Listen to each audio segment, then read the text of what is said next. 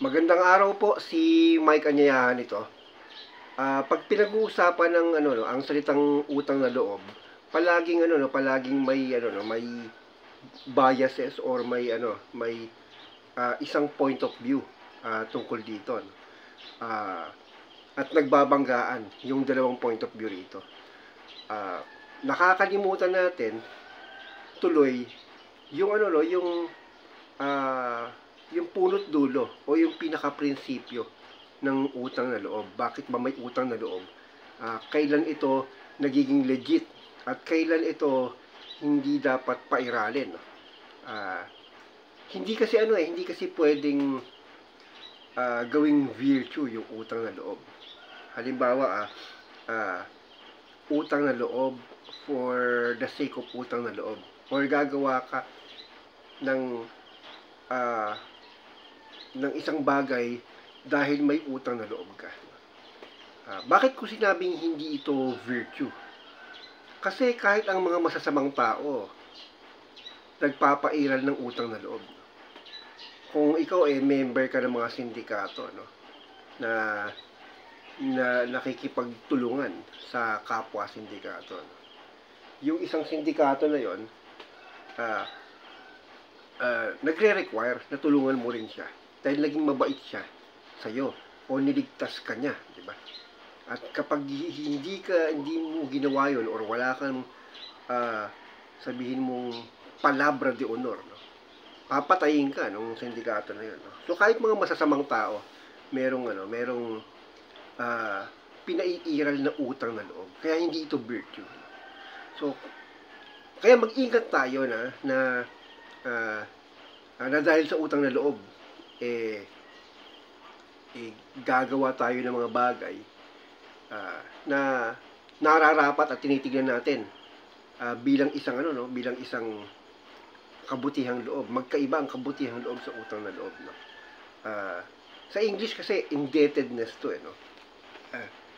At yung salitang utang na loob na yan or yung idea ng utang na loob, nag-emanate yan sa sa goodness or kabutihang loob na later on ginagamit na lang ng masasamang loob. At pag sinabing utang na loob, choice yan.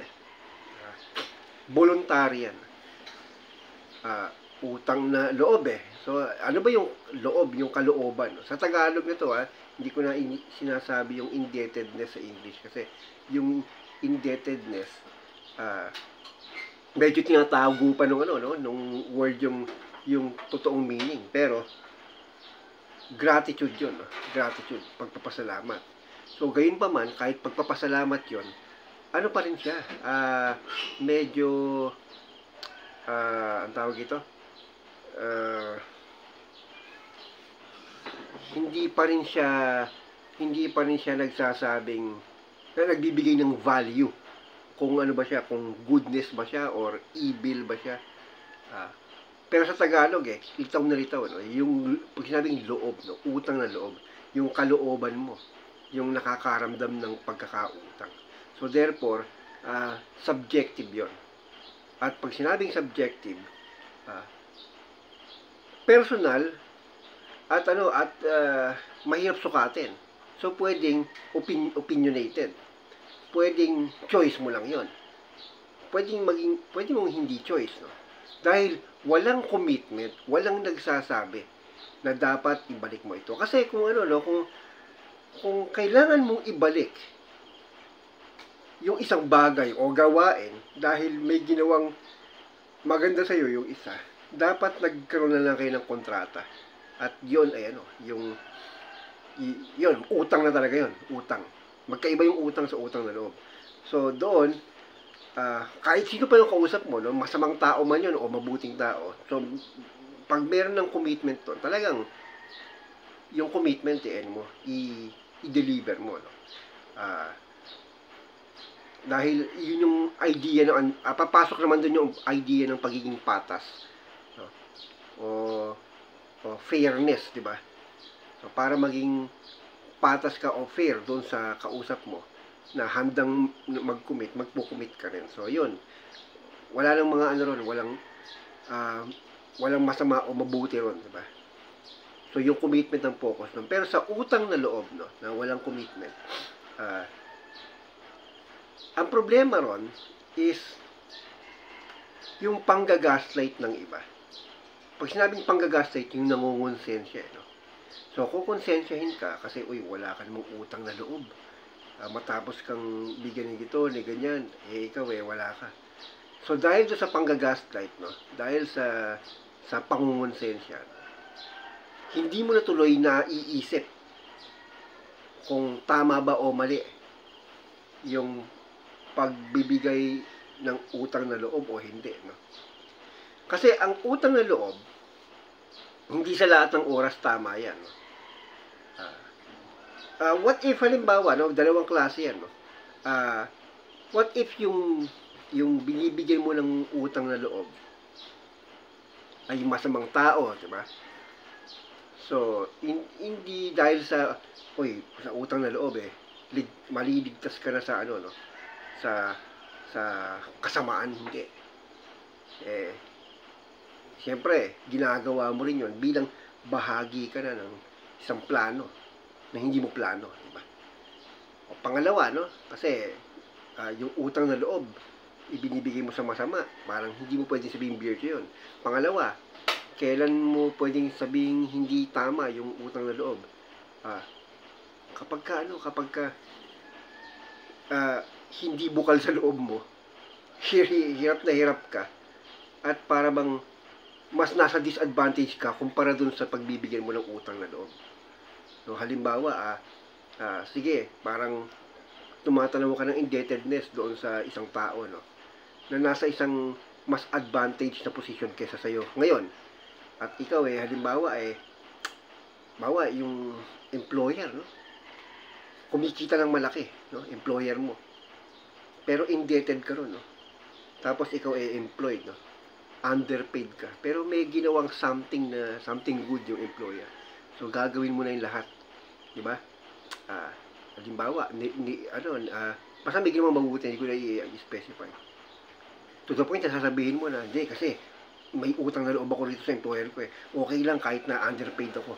Kasi gagawin ko ito. May extra miles ka pang ginagawa, no? Halos nagpapakabayani ka na. Kasi indebted ka. Di ba? So, hindi mo kailangan gawin yon dahil unang-una, parang pinupush mo yung sarili mo sa mga bagay na hirap ka nang dahil lang sa indebtedness na hindi naman din maaaring hindi alam ng employer mo. So, yun, doon sa dalawang point na yun. So, ngayon, papasok dito kasi yung yung totoong purpose kung bakit tayo may utang na loob, no? Ang utang na loob kasi, smooth yan or talagang masasabi nating good yan kapag ka ito ay bunga ng isang choice, bunga ng isang gratitude, at bunga ng isang free will. So pag sinabi kong free will, ibig sabihin, may kakayahan kang gawin yon, may kakayahan kang ipatupad yon, at kung gawin mo man yon, hindi ka naghahanap ng kapalit. Dahil ginagawa mo yon para lang i-express sa sarili mo kung gaano ka nagpapasalamat doon sa tao. Hindi ito dahil para ipakita sa tao na, uy tao, tingnan mo ako, nagpapasalamat ako sa'yo, ba? So, hindi ako tulad ng iba na hindi mo rin magpasalamat o hindi gano'n, no? Nadidipit yung purpose ng utang na loob kapag gano'n. Hindi mo pwedeng ipakita hindi mo pwedeng gawin yun para lang ipakita doon sa taong pinagkakautangan mo ng loob na ikaw ay grateful. Hindi yun. Pag binigyan mo na kasi ng intention o agenda or purpose, yung purpose na yun, or yung purpose ng ibang purpose other than sa tunay na purpose ng utang na loob, wala na nasaysa yung utang na loob na yun. Dahil ang purpose ng utang na loob ay mismo i-express mo lang sa sarili mo kung kung papaano ka nagpapasalamat sa kabutihan nung tao na yon. At nagiging legit yung utang na loob kapag ka yung yung pinagbibigyan mo nito mabuting tao. So, take note, no? Kapag ka mabuting tao yung pinagbibigyan mo nun, hindi ibig sabihin naging mabuti sa'yo. Kasi, hindi ibig sabihin naging mabuti sa'yo, mabuting tao na siya. So, ngayon, pwede mong sabihin na mabuting tao siya at proof nun, yung kabutihan niya sa'yo. Or yung kabutihan niya sa'yo, ang nagpatunay na mabuti siyang tao. So, at nagpapasalamat ka, no? Gusto mo i-express. So, halimbawa, no? Ano ba yung example na sinasabi ko? Kasi magulo, no? Si Santa Claus, no? Halimbawa, tuwing December, no? Namibigay, no? Ikaw, bata ka, no? Namibigay. Wala ka man, hindi ka man lang nagpapasalamat kay Santa Claus, no? So, ngayon, bilang utang na loob kay Santa Claus, no? Magpapakabait ka. Diba? So, pero maaring hindi na alam ni Santa Claus na nagpapakabait ka. Pero basta sinabi mo lang yung yung gusto niya, diba? Sabi ni Santa Claus, no? Di ba may kanta na yung pakinggan mo, bunso, nang malaman mo si Santa Claus ay laging naririto, minamasdan lamang ang ugali nyo pagkat mahal niya kayo. Ano ba yun? Basta may kanta na sinasabi ni Santa Claus maging mabait ka lang ngayon, whether or not totoo si Santa Claus, yung mga bata na totoong tumatanaw ng utang na loob kay Santa Claus, nagiging mabuting tao. Diba? So, ginagawa na lang niya. Hindi siya hinahanap si Santa Claus. Santa Claus, ibibigay ko sa'yo yung sukli or bibigyan din kita kasi binigyan mo ako. Hindi ganon, diba? So, yung gratitude mo, para bang, wow, wala kang communication kay Santa Claus, pero nag-express ka ng utang na loob. At bilang utang na loob kay Santa Claus, sige, magpapakabait ako. So, ngayon, meron ka bang pinakita kay Santa Claus na isang bagay para sabihin nagpapasalamat ako? Wala. Di mo naman siya nakikita Di mo rin alam kung nakikita ka niya, diba? Pero may ginawa kang bagay dahil choice mo yun para i-express yung tinatawag na utang na loob. Kaya ang utang na loob ay isang choice. Ito ay isang personal na na motibo. Walang commitment dito. Walang magsasabi kasi once na may nagsasabi or nire-require na ito, hindi ito utang na loob. Gaslighting na yan, no? Gaslighting na yan. Walang utang na loob na nire-require. Kaya nga utang na loob di ba? Paano maging require yan? At wag niyo kakalimutan, no? Yung utang na loob kung kanino pinagkakaloob sa mabubuting loob. Hanggang dito na lang po. Ito po si Mike Anyayahan. May the force be with you.